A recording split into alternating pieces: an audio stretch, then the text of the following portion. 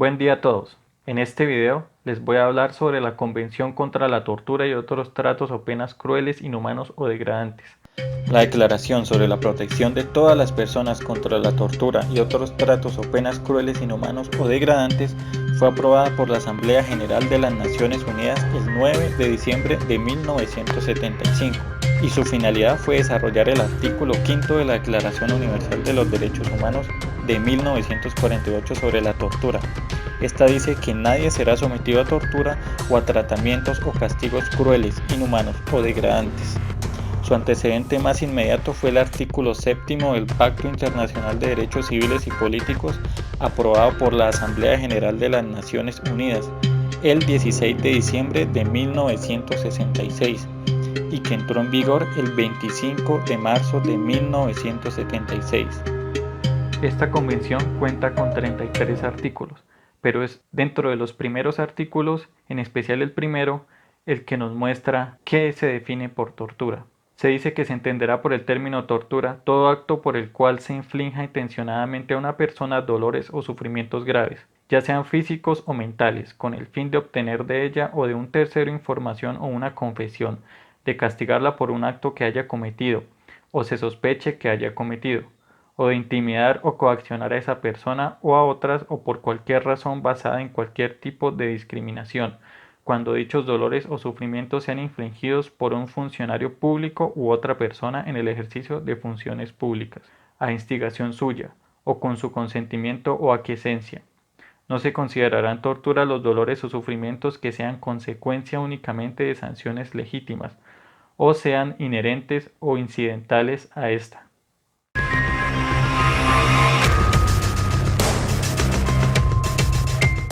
Dentro de la Constitución colombiana, los artículos que hacen referencia a esta convención son el artículo 12, que dice que nadie será sometido a desaparición forzada, a tortura ni a tratos o penas crueles, inhumanos o degradantes, y el artículo 44, que dice son derechos fundamentales de los niños la vida, la integridad física, la salud y la seguridad social, la alimentación equilibrada, su nombre y nacionalidad, tener una familia y no ser separados de ella, el cuidado y el amor, la educación y la cultura, la recreación y la libre expresión de su opinión. Serán protegidos contra toda forma de abandono, violencia física o moral, secuestro, venta, abuso sexual, explotación laboral o económica y trabajos riesgosos. Gozarán también de los demás derechos consagrados en la Constitución, en las leyes y en los tratados internacionales ratificados por Colombia.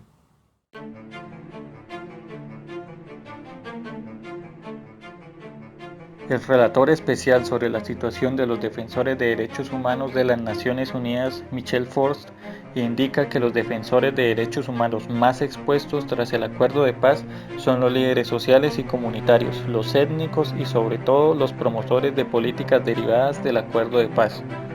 En particular, el Programa Nacional Integral de Sustitución de Cultivos Ilícitos y la Reforma Agraria, así como los reclamantes de tierra. Subraya también la gran complejidad del contexto en el que estos activistas implementan su tarea en favor de los derechos humanos, especialmente en los territorios donde hay una ausencia integral del Estado y las comunidades no son protegidas de manera efectiva por las fuerzas públicas del orden allí presentes. El relator fue informado de cómo estas personas se ven forzadas a relacionarse con diferentes grupos armados ilegales y criminales, y que se convierten en sus objetivos cuando se oponen a su presencia, al reclutamiento forzoso o a la explotación sexual de sus hijas o cuando impulsan el acuerdo de paz, sobre todo en lo que se refiere a la reforma rural o el programa de sustitución de cultivos ilícitos o se oponen a la extorsión. Los activistas también plantearon a Forst la situación de peligro de los defensores indígenas y afrocolombianos, quienes se enfrentan a una discriminación racial de facto con causas estructurales e históricas y a riesgos intrínsecamente relacionados con la defensa de los derechos humanos de sus pueblos, su forma de vida y sus tierras. El experto lamentó asimismo la muerte de 6 personas lesbianas, gays, bisexuales, transgénero e intersexuales, defensoras de los derechos humanos en 2017, y denunció la situación de riesgo que corren los abogados que presentan a las víctimas de violaciones graves de las garantías fundamentales durante el conflicto, así como los abogados de derechos humanos. Pese a una pequeña disminución en 2018, el número de mujeres defensoras asesinadas aumentó desde la firma del acuerdo de paz hasta junio del 2019, representando entre un 20% y un 17% del total de defensores abatidos. Y es que, aunque en Colombia estén consignados en la Constitución de 1991 todos estos tratados y preceptos de la Convención de las Naciones Unidas con respecto a la tortura y los tratos denigrantes, vemos que hasta hoy en día se siguen violentando todos los derechos de las personas aquí en Colombia, con especial relación a los líderes y las lideresas sociales, que es de lo que hablaré a continuación.